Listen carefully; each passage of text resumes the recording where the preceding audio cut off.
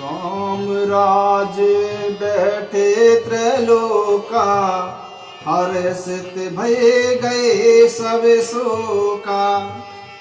बैरु ने कर काहू शन कोई, राम प्रताप विस्मिता कोई। वर्णाश्रम निज निज धर्म, निरत वेद पति लोग। चलहि सदा पावहि सुखहि, नहीं बैसोक न रोग। देह के देव के भौतिक तापा, राम राज नहीं काहू व्यापा।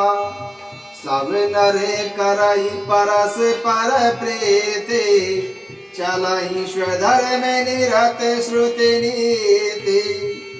चारहु चरण धर्म जग माही, पूरी रहा सपने अगनाही।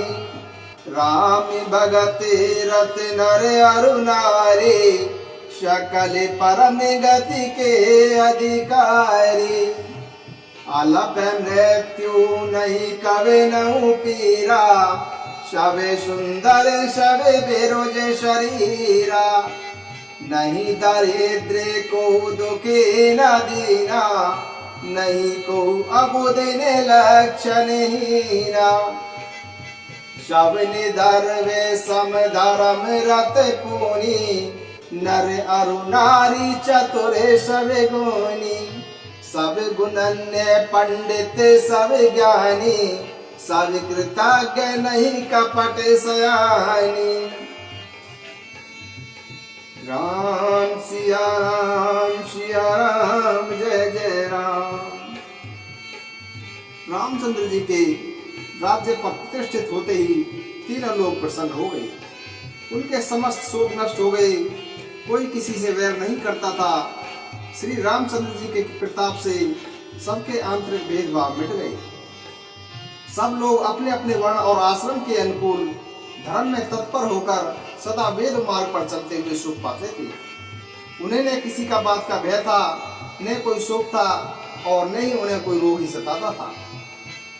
राम राज्य में दैहिक दैविक और भौतिक ताप किसी को नहीं सताते थे। सब मनुष्य परस्पर प्रेम पूर्वक और वैदिक मर्यादा में तत्पर रहकर अपने अपने धर्म का पालन करते थे। धर्म अपने चारों चरण सत्य, सोच, दया और दान में संसार में व्याप्त था। शत्रु में भी कहीं पाप नहीं था।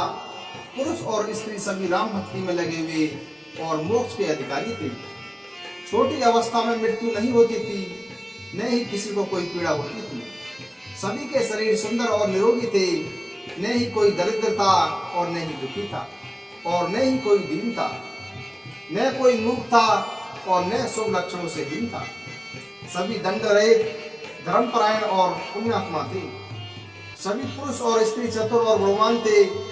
सभी गुणों का आदर करने वाले और विद्वान तथा ज्ञानी थे। सभी कृतज्ञ थे। कपट और धूर्तता किसी में नहीं था।